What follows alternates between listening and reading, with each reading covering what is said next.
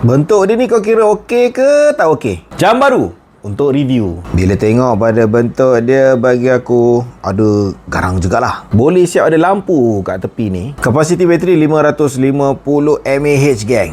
Artinya kalau kau tak pakai aktif, dekat 2 minggu selamba. Skrin dia ni 1.39 inci touch screen. Senang kita nak navigate daripada apps ke app. Geng-geng Strava jangan takut. Dia ni link dengan Strava. Link. Lebih daripada 100 jenis kesukanan yang boleh digunakan untuk kegunaan bersukanan. Woohoo! Waterproof, dia claim 3 ATM. Okey geng, kita jujurlah kejap. Untuk harga yang murah, kalau dia claim sampai 3 ATM, aku sorry lah, aku nak percaya. Minta maaf tidak. Tetapi aku boleh yakin je dia ni sekadar water resistant. Artinya kalau sekadar kau cuci tangan kena air tu, dia okey. Berat hati aku untuk percaya yang dia ni boleh bertahan lama bila kita nak bawa berenang. Kalau kau nak pakai lama, jangan bawa dia pergi berenang, okey? Dengan dia ni saja, tanpa connect dengan apps pun, kita boleh tukar watch face dia. Tekan je dekat sini.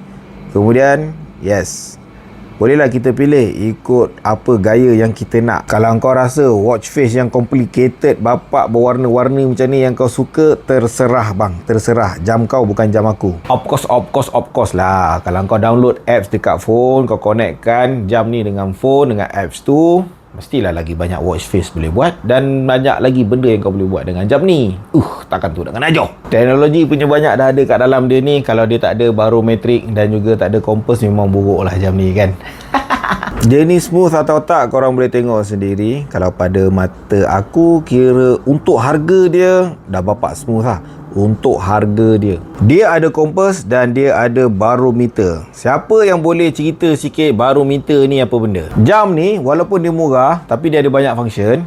Tapi itulah, aku pun pelik. Kadang-kadang kau letak function banyak-banyak dalam ni, orang yang pakai dia geti ke nak pakai function-function tu? Kejap lah, jom kita try. Tengok dia punya lampu macam mana pergi. Tekan sini, kita tekan paling kuat. Tengok, okey lah kan? Ini dalam keadaan cerah ni. Sekarang tengah fikir, nak bagi anak aku pakai ke aku nak bagi bini aku pakai? Kau rasa macam mana? Letakkan di ruangan komen.